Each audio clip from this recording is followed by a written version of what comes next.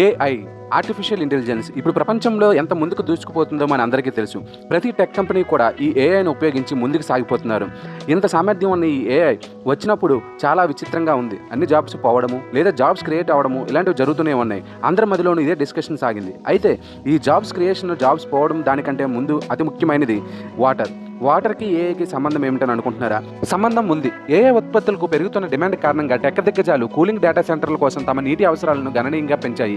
ఈ AI data సెంటర్ల cooling కోసం నీరు చాలా అవసరం. సాధారణంగా ప్రతి కిలో వాట్స్ పర్ అవర్కి 9 లీటర్ల నీరు అవసరం. అంటే ఒక్క ఏఐ ఆధారిత డేటా సెంటర్స్కి మాత్రమే 2027 నాటికి 6.6 బిలియన్ల క్యూబిక్ మీటర్ నీటి అవసరం ఉందని తెలుస్తుంది.